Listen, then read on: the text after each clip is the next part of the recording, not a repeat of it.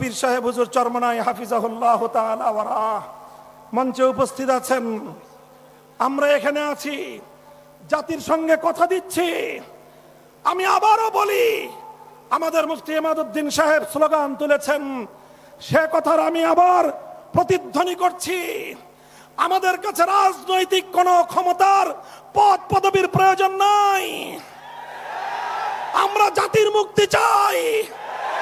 আমরা আমাদের পূর্বপুরুষদের রক্তের ঋণ শোধ করতে চাই।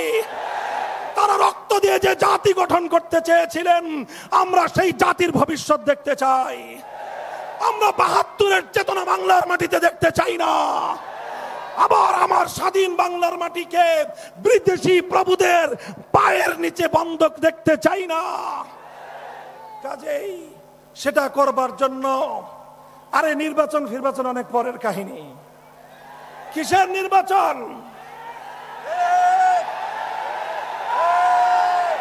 ২০১৩ সালের শাপলা চত্বরের শহীদদের রক্তের প্রথম এই রক্তকে স্বীকার করতে হবে বাংলার মাটিকে। ২৪-এর সহস্রাধিক জুলাই যোদ্ধাদের রক্ত যে জন্য গিয়েছিল, সেই আধিপত্যবাদের উৎখাত নিশ্চিত করতে হবে। জুলাই সনদ বাংলার মাটিতে কার্যকর করতে হবে। ৭২-এর সংবিধান বাংলার মাটিতে চলবে না, চলতে দেওয়া হবে না, চলতে দেওয়া হবে না।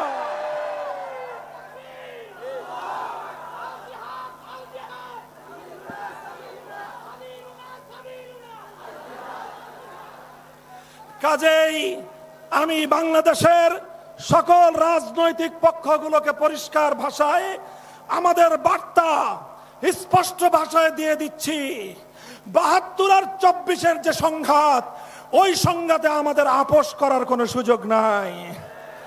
২৪-এর রক্তের সঙ্গে গাদ্দারি করে যারা আবার ৭২-এর বাকশালী ব্যবস্থার দিকে ফিরে যেতে চান, আপনারা যদি শহীদ জিয়াউর রহমানের নাম মুখে উচ্চারণ করেন, তাহলে আপনাদের আরেকবার উজু করা দরকার। কাদেরকে উজুর মাসলা শিখান? নিজের পূর্বপুরুষদের, নিজের দলের পূর্বপুরুষদের আদর্শ থেকে আপনারা বিচ্যুত হয়ে এ জাতির সঙ্গে ধোঁকাবাজি করবার রাজনীতি বাংলার মানুষ সহ্য করবে না। এছাড়া আসেন, আমরা অন্য কোনো কিছু নিয়ে আপনাদের সঙ্গে টানা হেঁচড়া হবে না, কিন্তু ২৪-এর বিপ্লবের পরবর্তী বাংলাদেশে ৭২-এর সেই বাকশালী ব্যবস্থা বাস্তবায়ন করতে গেলে আমাদের বুকের উপর দিয়ে, আমাদের লাশের উপর দিয়ে করতে হবে। আমরা জীবন দেব, রক্ত দেব, রক্তের সাগর বইবে, কিন্তু ২৪-এর বিপ্লব ব্যর্থ হতে দেব না ইনশাআল্লাহ। বাংলাদেশে আর সেই সকল স্বৈরাচারীদের ভাস্কর্য নামক মূর্তি স্থাপন হতে দেওয়া হবে না। সেই সঙ্গে এটাও বলে দেই, জুলাই যোদ্ধাদের নামে অথবা আমাদের মহান শহীদদের জন্য রাষ্ট্রীয় স্থাপনায় ভাস্কর্য নির্মাণ করবার বিপজ্জনক খেলা কেউ খেলবার চেষ্টা করবেন না। মনে রাখবেন, যদি আমাদের প্রাণ প্রিয় কলিজার টুকরা শহীদ আবু সাঈদ অথবা মুগ্ধদের যদি কেউ ভাস্কর্য নির্মাণ করতে চান, সেই ভাস্কর্যের সঙ্গে আমাদের সেই আচরণই হবে শেখ মুজিবুর রহমান সাহেবের ভাস্কর্যের সঙ্গে যে আচরণ করেছিলাম। সিরাতুন নবী সাল্লাল্লাহু আলাইহি ওয়াসাল্লাম মানব জাতির জন্য আল্লাহর পক্ষ থেকে প্রেরিত, প্রদত্ত উত্তম ব্যবস্থার সর্বোচ্চ মানদণ্ড।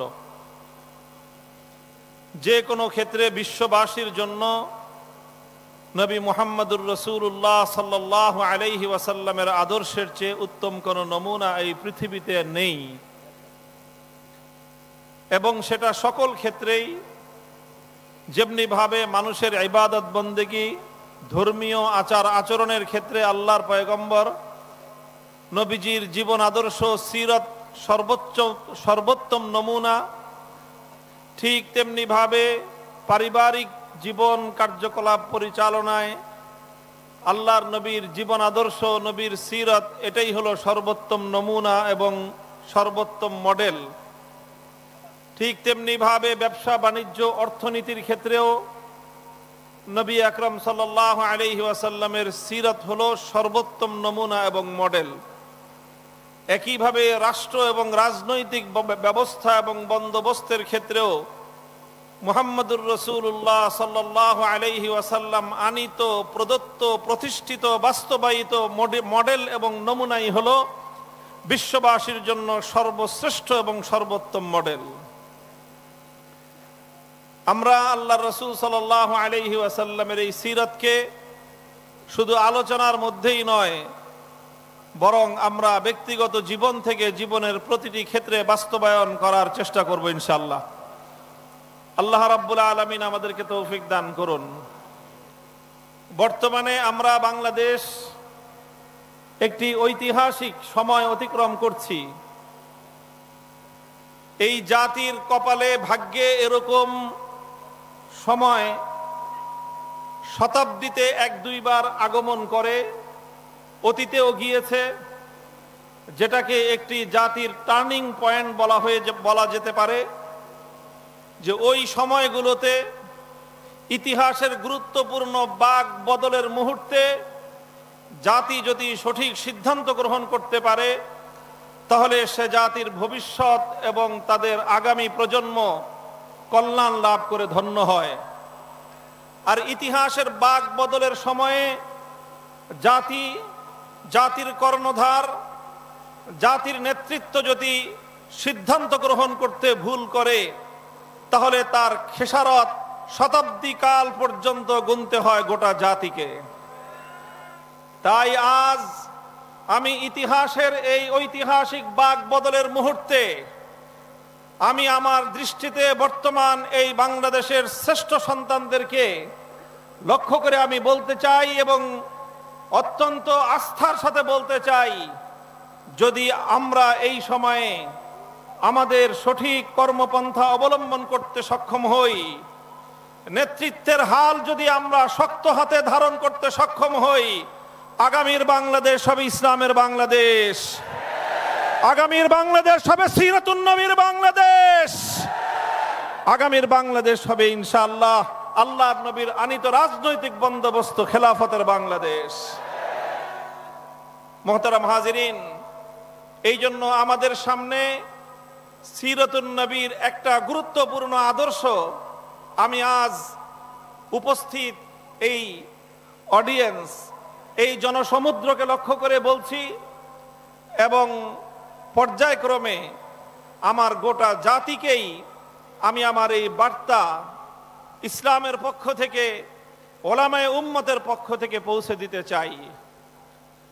নবী আকরাম সাল্লাল্লাহু আলাইহি ওয়াসাল্লামের সিরাতের একটা গুরুত্বপূর্ণ শিক্ষা, গুরুত্বপূর্ণ একটা আদর্শ আমি যেই হাদিসের অংশ বিশেষ পাঠ করেছি, এই হাদিস থেকে কিছুটা বুঝে আসে এবং নবীজির নবুয়ত লাভ থেকে শুরু করে আল্লাহর পয়গম্বরের ওয়াফাতুন নবী পর্যন্ত, বেসাতুন নবী থেকে ওয়াফাতুন নবী পর্যন্ত 23 বছরের এই সুদীর্ঘ জীবনে নবীজির অনুসৃত একটি গুরুত্বপূর্ণ নীতিমালা যেটা আমি আলোচনা করছি, সেটা হলো এই: আল্লাহর নবী এসেছিলেন আমরা জানি এমন এক সময়ে, যেই সময়কে ইতিহাসে আইয়ামে জাহিলিয়াত বলা হয়ে থাকে, বর্বরতার যুগ বলা হয়, অন্ধকারের যুগ বলা হয়। সেই অন্ধকার যুগে আল্লাহর নবী নবুয়তের প্রদীপ জ্বাললেন। আল্লাহর পয়গম্বর আল্লাহর পক্ষ থেকে নাজিলকৃত মহাগ্রন্থ আলোকবর্তিকা আল কোরআনের আলো প্রজ্বলিত করার মধ্য দিয়ে জাহিলিয়াত এবং বর্বরতার সকল তিমির অন্ধকার তিনি দূরীভূত করলেন। গোটা বিশ্ববাসী যেই আলোয় উদ্ভাসিত হলো, আল্লাহর পয়গম্বরের সিরাত এবং কোরআনের আলোতেই সারা দুনিয়া সেই জাহিলিয়াতের অন্ধকার থেকে মুক্তি লাভ করেছিল। নবী করিম সাল্লাল্লাহু আলাইহি ওয়াসাল্লাম জাহিলিয়াতকে পরিবর্তন করেছেন, জাহিলিয়াতের সকল অন্ধকারকে দূরীভূত করেছেন, জাহিলিয়াতের সকল বর্বরতাকে আল্লাহর পয়গম্বর তিনি উৎখাত করেছেন এবং জাহিলিয়াতের যত অসভ্যতা, যত অশ্লীলতা, যত পাপাচার, যত অমানবিকতাকে নবী আকরাম সাল্লাল্লাহু আলাইহি ওয়াসাল্লাম অত্যন্ত কঠোরভাবে তিনি দমন করেছেন। এটা ছিল রাসূল সাল্লাল্লাহু আলাইহি ওয়াসাল্লামের সিরাতের অত্যন্ত গুরুত্বপূর্ণ একটা অধ্যায়।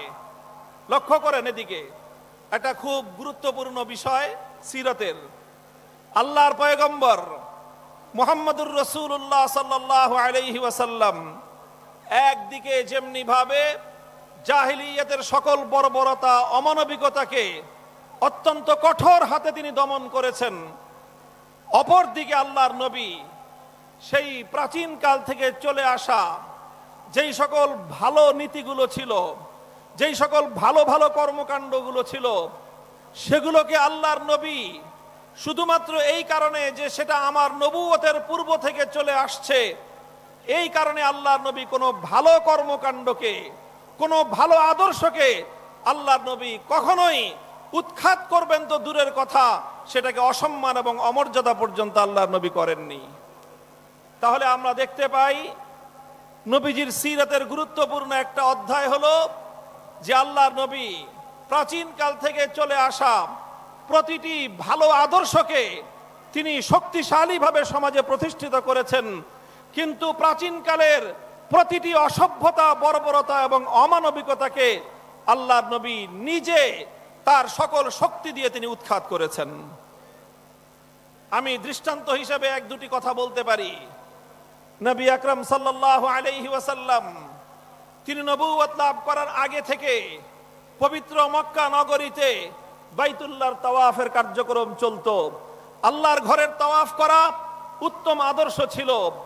আল্লাহর পয়গম্বর নবুয়ত লাভ করার আগে থেকেই মানুষ বাইতুল্লাহ শরীফে আগমনকারী হাজীদেরকে নানাভাবে আপ্যায়ন করাটাকে নিজেদের জন্য গৌরবের মনে করত। আল্লাহর নবী এটাকে আরো বেশি উৎসাহিত করেছেন। জমজমের পানি পান করানোর মধ্য দিয়ে হাজী সাহেবানদের তৃষ্ণা নিবারণ করা, এটা একটা মানবিক কাজ ছিল। আল্লাহর নবী জমজমের পানি পান করানোর এই গৌরবোজ্জ্বল অধ্যায়কে এতটুকু ম্লান হতে দেননি, বরং তিনি জমজমের পানি পান করানোর এই গৌরবময় কার্যক্রমকে আরো বেশি ঊর্ধ্বে তুলে ধরেছেন। বাইতুল্লাহর চাবি বহন করা, বাইতুল্লাহর দরজার চাবি বহন করাটা সম্মানজনক একটা বিষয় বলে জাহিলিয়াতের যুগ থেকেই পরিচিত ছিল। আল্লাহর নবী জাহিলিয়াতের সেই চলে আসা সময় থেকে চলে আসা বাইতুল্লাহর ঘরের দরজার চাবি বহন করার এই মর্যাদাকে তিনি এতটুকু পর্যন্ত তিনি গুরুত্বহীন করেননি, বরং আল্লাহর নবী মক্কা বিজয়ের পরে উসমান ইবনে আবি তালহার হাতে এই চাবি দিয়ে তার হাতে বাইতুল্লাহর চাবি উত্তোলন করে দিয়ে তুলে দিয়ে নবী বলেছিলেন, খালিদাতান তালিদাতান লা ইয়ানজিউহা মিনকুম ইল্লা যালিমুন। হে উসমান ইবনে আবি তালহা, আজ আমি তোমার হাতে এই পৃথিবীতে আল্লাহর ঘর বাইতুল্লাহর চাবি তথা মর্যাদার এবং গৌরবের এই প্রতীক তোমার হাতে তুলে দিলাম। তোমার পরে তোমার বংশধর এই চাবি বহন করবে, কোন অত্যাচারী জালেম ছাড়া কেউ তোমাদের হাত থেকে এই গৌরব এবং মর্যাদা কেড়ে নিতে পারবে না। আল্লাহর কোরআন আল্লাহর নবীর এই নীতিকে সমর্থন দিল। আল্লাহর কোরআন আল্লাহর নবীর এই নীতিকে সমর্থন দিল শুধু নয়, বরং এই নীতিকে আরো মজবুত করে বিশ্ববাসীর সামনে আল্লাহর নবীর এই অনুসৃত আদর্শকে অনুসরণীয় হিসেবে তুলে ধরে আল্লাহ কোরআনের আয়াত নাজিল করলেন, ইন্নাল্লাহা ইয়া'মুরুকুম আন তুআদ্দুল আমানাতি ইলা আহলিহা। আল্লাহ পাক রব্বুল আলামিন প্রতিটি আমানত যার যার প্রাপ্য যেটা সেটা তাকে বুঝিয়ে দেওয়াটাই এটা আল্লাহ পাকের নির্দেশ। আল্লাহর নবী জমজমের পানি পান করার দায়িত্ব পূর্ববর্তী দায়িত্বশীলের হাতে তুলে দিয়েছেন। আল্লাহ পাক বললেন, এটাই আপনি সঠিক কাজ করেছেন। আল্লাহর নবী বাইতুল্লাহর চাবি পূর্ববর্তী সেই ওসমান ইবনে আবি তালহার হাতে তুলে দিলেন। আল্লাহর নবী বললেন, আল্লাহ বললেন যে এটাই আপনি সঠিক করেছেন। ভালো কাজগুলোকে সমাজের মধ্যে বাঁচিয়ে রাখতে হবে। জাহিলিয়াতের যুগ থেকে ভালো কাজ ছিল বলে, সেটা জাহিলি যুগের লোকেরা ভালো কাজটা করত বলে সেই ভালো কাজকে ইসলাম কোনোদিন অসম্মান করে নাই, অমর্যাদা করে নাই। কোনো ভালোকে কোনোদিন ইসলাম দাফন করে না, বরং প্রতিটি ভালোকে ইসলাম উৎসাহিত করে। এটাই সিরাতুন নবী। ভালোকে উৎসাহিত করেছেন। পূর্ব যুগ থেকে চলে আসা প্রতিটি উত্তম কার্যকলাপকে আল্লাহর নবী শক্তিশালী করেছেন, বরং আল্লাহর কোরআন আয়াত নাজিল করে সেটাকে মানুষের মধ্যে আরো উজ্জীবিত করেছে। এটা হলো সিরাতুন নবীর একটা দিক। ঠিক তার বিপরীতে যে সকল অন্যায়গুলো ছিল, যে সকল খারাপ কাজগুলো ছিল, যেখানেই থাকুক না কেন, সেটা হোক সেটা নিজের পরিবারের মধ্যে, হোক সেটা নিজের আপনজনদের মধ্যে, হোক সেটা নিজের ভাইয়ের মধ্যে, হোক সেটা নিজের চাচার জীবনে, প্রতিটি বর্বরতা, প্রতিটি অন্যায়, প্রতিটি জুলুম শেকড় শুদ্ধ আল্লাহর নবী উপরে ফেলেছেন। রাসূল আকরাম সাল্লাল্লাহু আলাইহি ওয়াসাল্লাম যেদিন মদিনা স্টেট ঘোষণা করলেন, ইসলামী রাষ্ট্রের বুনিয়াদ কায়েম করলেন, আল্লাহর নবী ঘোষণা দিলেন, আলা ইন্না রিবাল জাহিলিয়াতি মাওযুউন তাহতা কাদামাইয়া, আলা ইন্না দিমাআল জাহিলিয়াতি মাওযুউন তাহতা কাদামাইয়া, ওয়া ইন্না আউওয়ালা রিবান আদাউহু রিবাল আব্বাস ইবনে আব্দুল মুত্তালিব। নবীজি বললেন, জাহিলিয়াতের যুগ থেকে সুদ নামক এক ভয়াবহ মানুষের রক্ত চোষা এক অর্থনৈতিক কার্যকলাপ এবং রীতিনীতি পরিচালিত হয়ে আসছে। সুদের মতো মানুষের, গরিবের রক্ত চোষণকারী এই বর্বর রীতি একটি সভ্য সমাজে চলতে পারে না। নবীজি বললেন, সুতরাং আজ আমি মুহাম্মদ আরবি ঘোষণা করছি, জাহিলিয়াতের যুগ থেকে চলে আসা সকল সুদের কবর রচনা করলাম আমি মুহাম্মদ আরবির মা পায়ের নিচে। সমস্ত জাহিলি সুদ আজ থেকে দাফন হয়ে গেল। ওয়া ইন্না আউওয়ালা রিবান আদাউহু রিবাল আব্বাস ইবনে আব্দুল মুত্তালিব।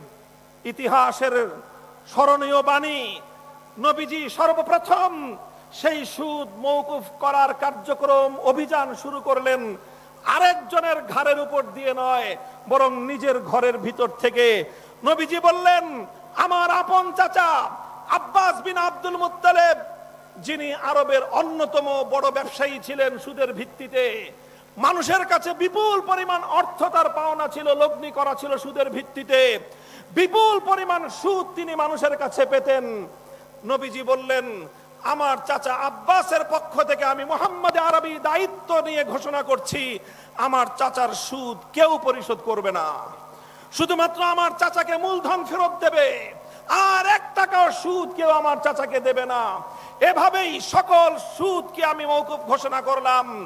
পূর্বকাল থেকে চলে আসা প্রতিটি বর্বর নীতি, প্রতিটি অসভ্য নীতি, প্রতিটি অমানবিক নীতি নবী আকরাম সাল্লাল্লাহু আলাইহি ওয়াসাল্লাম এভাবেই নির্মূল করেছেন। মুহতারাম হাজিরিন, তাহলে পূর্বের যুগ থেকে চলে আসা ভালো কাজগুলো সামনের দিনে অব্যাহত থাকবে। পূর্বের সময় থেকে চলে আসা ভালো আদর্শগুলো সমাজের মধ্যে উজ্জীবিত থাকবে, আরো বেশি উজ্জীবিত করা হবে, আরো বেশি উৎসাহিত করা হবে। কথা বলেন ঠিক কিনা? কিন্তু শুধু চলে আসছে বাপদাদার যুগ থেকে, পূর্বপুরুষদের যুগ থেকে চলে আসছে এই অজুহাতে কোন অসভ্যতা, কোন বর্বরতা, কোন অমানবিকতাকে মুসলিম সমাজ, মুহাম্মদুর রাসূলুল্লাহ সাল্লাল্লাহু আলাইহি ওয়াসাল্লামের অনুসারী সমাজ তারা এক মুহূর্তের জন্য বরদাস্ত করতে পারে না। আমি সিরাতুন নবীর এই মৌলিক দর্শনটি আপনাদের সামনে তুলে ধরলাম। আমি আশা করি আপনারা এই বিষয়টি হৃদয়ঙ্গম করবেন এবং এই বিষয়ে আপনারা যদি অধিকতর পড়াশোনা করেন, দীর্ঘ তালিকা পাবেন যে আল্লাহর নবী জাহিলিয়াতের যুগের কি কি কুপ্রথা তিনি শক্ত হাতে দমন করেছেন, আবার পূর্বের যুগ থেকে চলে আসা ভালো রীতিনীতিগুলোকে তিনি কিভাবে প্রমোট করেছেন, কিভাবে তিনি সেগুলোকে সমর্থন দিয়েছেন, শক্তি জুগিয়েছেন। আপনারা তার সুদীর্ঘ তালিকা পেয়ে যাবেন। আমি শুধুমাত্র দৃষ্টান্ত হিসেবে 2টি দৃষ্টান্ত উপস্থাপন করলাম এই কথা বোঝাবার জন্য যে আজ আমরা বাংলাদেশে ওই রকম ইতিহাসের এক বাক বদলের মুহূর্তে আমরা অবস্থান করছি। আমাদেরও নীতি হবে সেটাই। সিরাতুন নবীর মঞ্চ থেকে বলতে চাই, আল্লাহর পয়গম্বরের আদর্শ থেকে, সিরাতুন নবী থেকে আমরাও এটাই ধারণ করব। 24 জুলাই এবং আগস্ট বিপ্লবের মধ্য দিয়ে যে নতুন বাংলাদেশের যাত্রা শুরু হয়েছে, সেই বাংলাদেশে পূর্বের সময় থেকে চলে আসা প্রতিটি কল্যাণ, প্রতিটি ভালো এবং প্রতিটি উত্তম আদর্শকে আরো বেশি লালন করা হবে, উজ্জীবিত করা হবে। নারে তাকবীর, নারে তাকবীর, দুনিয়ার মুসলিম নারে তাকবীর। শুধু পূর্ব থেকে চলে আসা ভালো আর উত্তম আদর্শগুলোকে উজ্জীবিত করলেই চলবে না, পূর্ব থেকে চলে আসা সকল বর্বর অন্যায় জুলুমের নীতিগুলোকে উৎখাত করতে হবে? বলেন কথা ঠিক না বেঠিক? আমরা আমাদের অবস্থান জাতির সামনে পরিষ্কার ঘোষণা করছি, প্রতিটি ভালোর সঙ্গে আমরা আছি, প্রতিটি মন্দের উৎখাতের যুদ্ধে আমরা প্রথম সারিতে আছি। বলবেন হুজুর পূর্ব থেকে ভালো কি কি চলে আসছে, সংক্ষিপ্ত চার্ট উল্লেখ করে দেই। পূর্ব থেকে চলে আসছে ভালো। 1905 সালে এই পূর্ববঙ্গের মুসলমানদের ইসলামী চেতনা, মুসলিম জাতিসত্তার উত্থান এবং উন্নয়নের জন্য এই পশ্চিমবঙ্গের আধিপত্য খর্ব করে, দাদা বাবুদের আধিপত্য, তাদের প্রভুত্বকে খর্ব করে মুসলমানরা যেন তাদের পায়ের উপর দাঁড়িয়ে নিজেরা স্বাধীন জাতিসত্তা গঠন করতে পারে, সেই জন্য 1905 সালে বঙ্গভঙ্গ করা হয়েছিল। আমরা সেই বঙ্গভঙ্গের চেতনাকে সামনের দিনে অব্যাহত রাখতে চাই। আমরা বলতে চাই আমার সোনার বাংলাদেশ আর কোনদিন দাদা বাবুদের গোলামে পরিণত হবে না। নারে তাকবীর, সাবিলুনা সাবিলুনা, তারিকুনা তারিকুনা। আমরা বলতে চাই হাজী শরীয়তুল্লাহর এই বাংলার মাটিতে, হাফিজজির এই বাংলার মাটিতে, শাইখুল হাদিসের বাংলার মাটিতে, শাইখুল ইসলাম আহমদ শফির বাংলার মাটিতে, আল্লামা জুনায়েদ বাবুনগরীর এই বাংলার মাটিতে পৌত্তলিকতার আধিপত্যকে আমরা আর কোনদিন বরদাস্ত করব না ইনশাআল্লাহ। নারে তাকবীর, দাদা বাবুদের কালো হাত, নাসিক মুর্দাদের কালো হাত, দুনিয়ার মুসলিম। এটা হলো 1905 সালে যেই কল্যাণের ধারার সূচনা হয়েছিল।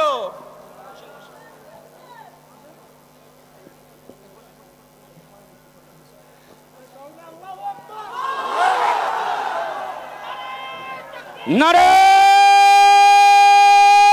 তাকবীর, পীর সাহেব হুজুরের আগমন মাহফিলের পক্ষ থেকে নারে তাকবীর। তাহলে আমাদের পূর্বপুরুষরা যেভাবে একটি স্বাধীন মুসলিম জাতিসত্তার উত্থানের লক্ষ্যে কলকাতার দাদা বাবুদের আধিপত্যকে খর্ব করার জন্য সংগ্রাম করে, লড়াই করে এই পূর্ববঙ্গের মুসলমানদের উত্থানের জন্য যেই কল্যাণের ধারা সূচনা করেছিলেন, আগামী দিনেও সেই ধারা আরো শক্তিশালী হবে। তাই বাংলার মুসলমানেরা বঙ্গভঙ্গ রদ করার জন্য সাম্প্রদায়িক অপশক্তির মূল হোতা রবীন্দ্রনাথ ঠাকুরদের মতো সাম্প্রদায়িক এই সকল অপশক্তির গুণকীর্তন বাংলাদেশের মানুষ ভালো চোখে দেখবে না।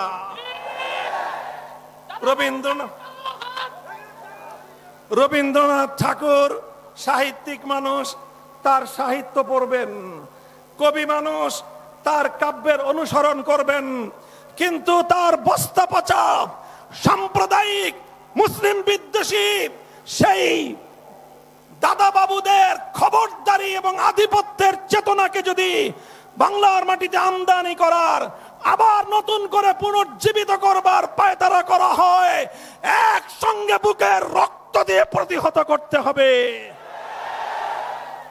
এক নম্বর কথা, 1905 সালের বঙ্গভঙ্গের সেই চেতনাকে আবার আগামীর বাংলাদেশে পুনর্জীবিত রাখতে হবে।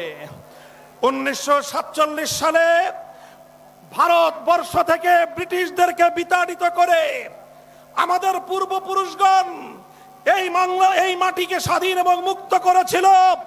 সেই মুক্ত স্বাধীন মাটিতে সর্বপ্রথম ব্রিটিশ বিতাড়নের বিজয়ের ওই শুভক্ষণে ব্রিটিশ বিরোধী 190 বছরের স্বাধিকার আন্দোলনের বিজয়ের উদযাপনের সময় স্বাধীনতার পতাকা উত্তোলন করেছিলেন আমাদের পূর্বপুরুষ, আমার দাদা উস্তাদ আল্লামা জাফর আহমদ উসমানী রহমতুল্লাহ আলাইহি। কাজেই আলেম সমাজ যেভাবে 190 বছর পর্যন্ত ব্রিটিশের বিরুদ্ধে, আধিপত্যবাদী শক্তির বিরুদ্ধে লড়াই করে যেই জাতিসত্তা গঠন করে দিয়ে গিয়েছেন, যে আমানত আমাদের কাছে রেখে গিয়েছেন পূর্বপুরুষদের পক্ষ থেকে প্রদত্ত, সেই আমানতকে রক্ষা করার জন্য জান কোরবান করতে হবে, জানের বাজি লাগাতে হবে। প্রস্তুত থাকবো তো? 1905 সালের চেতনা উজ্জীবিত থাকবে, 1947 সাল উজ্জীবিত থাকবে, 1971 সালে জালিমের বিরুদ্ধে মজলুমের গর্জে ওঠা হাতিয়ারের চেতনাও আগামী বাংলার মাটিতে পুনর্জীবিত থাকবে, উজ্জীবিত থাকবে ইনশাআল্লাহ। 71-এর চেতনা জালিমের বিরুদ্ধে মজলুমের লড়াই, 71-এর চেতনা বৈষম্যের বিরুদ্ধে লড়াই, 71-এর চেতনা সমস্ত আম্বিয়া কেরামের আগমনের যে মৌলিক চেতনা ছিল, সেটা হলো দুনিয়া থেকে সকল জুলুম এবং বেইনসাফি, সকল বৈষম্যকে উৎখাত করে ইনসাফ কায়েম করা, সেটাই ছিল 71-এর চেতনা। কাজেই আগামীর বাংলাদেশ বিনির্মাণে অন্যতম মৌলিক বুনিয়াদ হবে 71-এর চেতনা। তবে 71-এর পরে নতুন গজিয়ে ওঠার এক চেতনার নাম 72-এর চেতনা।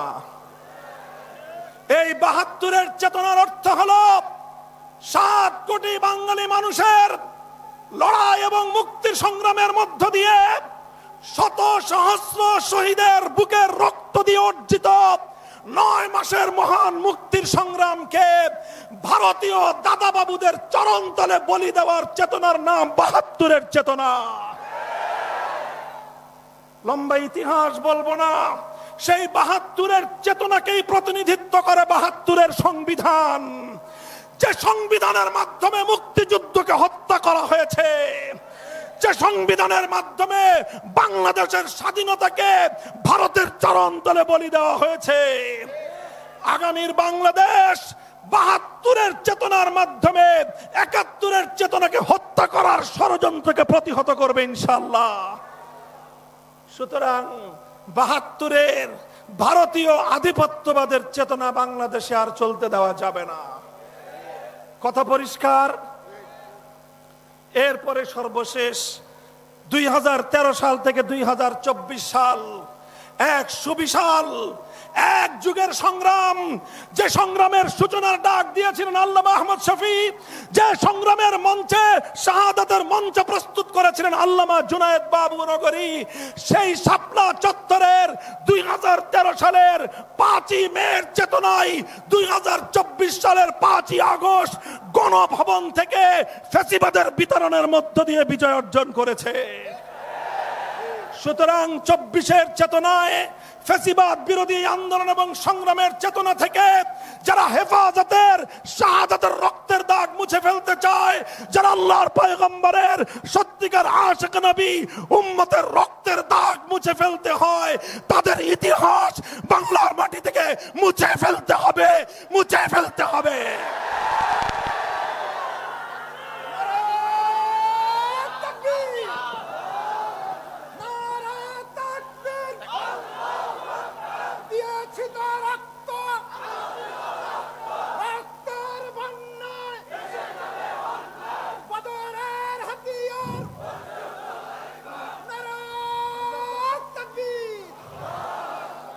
আমি পরিষ্কার বলতে চাই, এই 4টি মাইল ফলক 1905 সালের বঙ্গভঙ্গ, 1947 সালের ব্রিটিশ বিরোধী স্বাধীনতা অর্জন, 1971-এর মহান মুক্তিযুদ্ধ, 2013 থেকে 24 পর্যন্ত ফ্যাসিবাদ বিরোধী আন্দোলনের এই চেতনা, এটাই হলো বিগত 100 বছরের, 1000 বছরের আমাদের শ্রেষ্ঠ অর্জন। এই অর্জনকে যদি কেউ নেগলেক্ট করতে চায়, ওর জিহ্বা টিনে ছেড়ে ফেলে দিতে পারবেন আপনারা। কেউ যদি এই 4টি চেতনার যে কোনো একটার বিরুদ্ধে বাংলার মাটিতে কথা বলবার দুঃসাহস দেখায়, আপনারা ওর বিরুদ্ধে অবস্থান করে প্রতিহত করবার ঘোষণা দেবেন। নাম উল্লেখ করলাম না, অনেকে অনেক নামে আখ্যায়িত করে।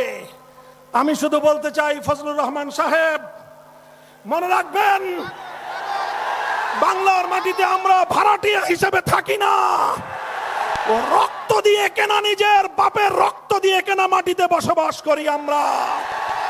এখানে আমরা অনেক রক্ত দিয়ে 1905 সালে বঙ্গভঙ্গ করেছিলাম, অনেক রক্ত দিয়ে ব্রিটিশদেরকে বিতাড়িত করেছিলাম, অনেক রক্ত দিয়ে 71-এর মুক্তিযুদ্ধের মঞ্চ প্রস্তুত করেছিলাম, রক্ত দিয়েছি শাপলা চত্বরে, রক্ত দিয়েছি জুলাই বিপ্লবে। সুতরাং আমার রক্তের সঙ্গে যদি কেউ গাদ্দারি করতে চায়, তার জিভ আমি টেনে ছেড়ে ফেলবো।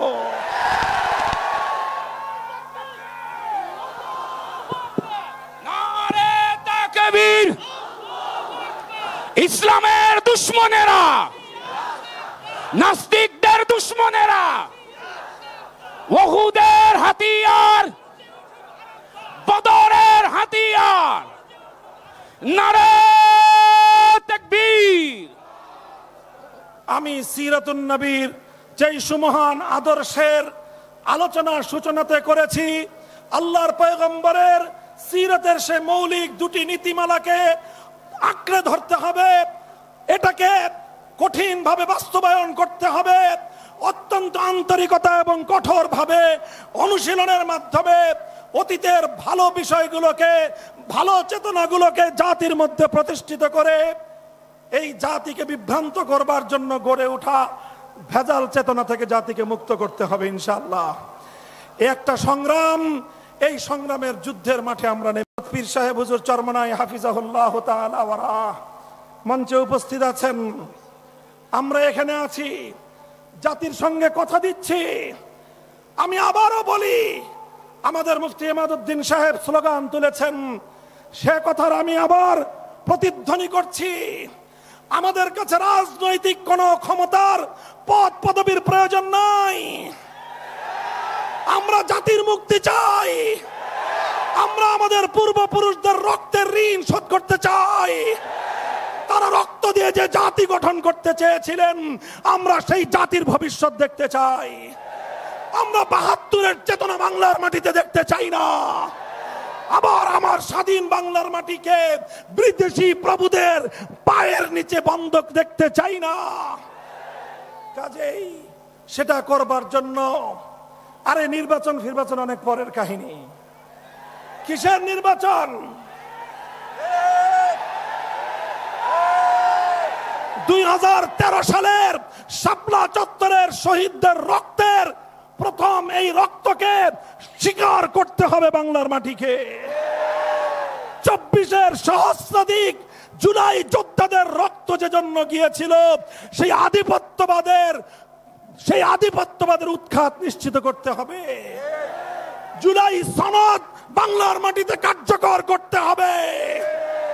৭২-এর সংবিধান বাংলার মাটিতে চলবে না, চলতে দেওয়া হবে না, চলতে দেওয়া হবে না।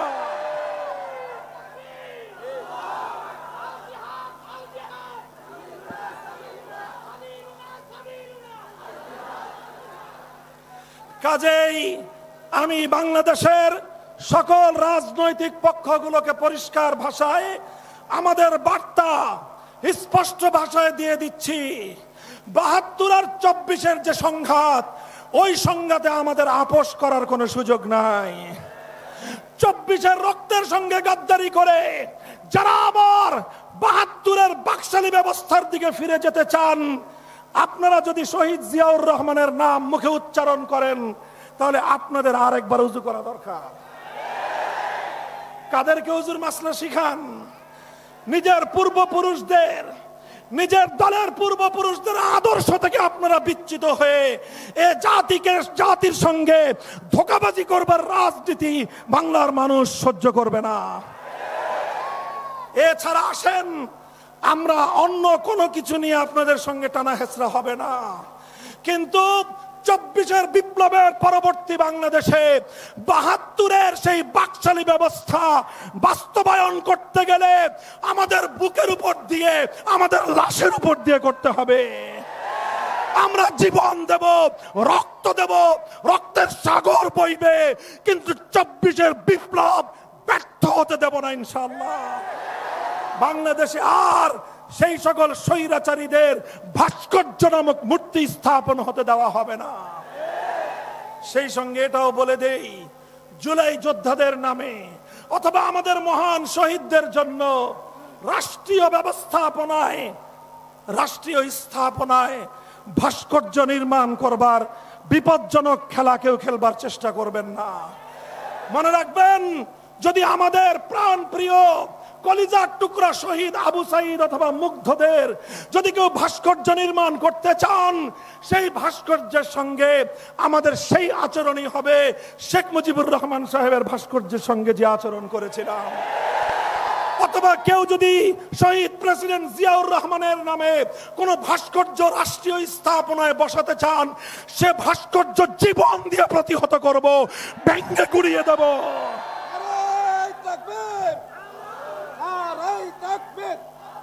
আমরা আদর্শের জায়গায় আমাদের কম্প্রোমাইজ করবার কোনো সুযোগ নাই। ক্ষমতা নিতে চান নিয়ে নেন, সংসদ নিতে চান অতটা আমরা আপত্তি করব না, কিন্তু আমাদের আদর্শের জায়গায় হাত দিলে হাত সহি সালেম বাড়িতে ফিরতে পারবেন না ইনশাআল্লাহ। এই জিন্দা আছেন তো? মাথায় কাফনের কাপড় বাঁধো, আবার জুলাইয়ের চেতনায় উজ্জীবিত হও, আবার শাপলার হাতিয়ার নিয়ে মাঠে নামতে হবে, মাঠে নামতে হবে, মাঠে নামতে হবে।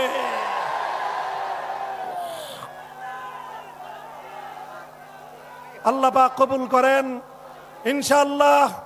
কথা যা বললাম অক্ষরে অক্ষরে যেন সেই কথার উপর অক্ষরে অক্ষরে যেন অবিচল থাকতে পারি শেষ নিঃশ্বাস পর্যন্ত, সেই দোয়া আমি আপনাদের কাছে চাই। আমাদের কথা যেন আমরা রক্ষা করতে পারি। আল্লাহ যেন আমাদের আগামীর বাংলাদেশকে ইসলামের অনুকূল বাংলাদেশ হিসেবে কবুল করেন। সিরাতুন নবীর সুমহান আদর্শের আলোকেই আগামীর বাংলাদেশকে আমরা গড়ব। নাসরুম মিনাল্লাহি ওয়া ফাতহুন করিব ওয়া আখিরু দাওয়ানা আলহামদুলিল্লাহি রাব্বিল আলামিন।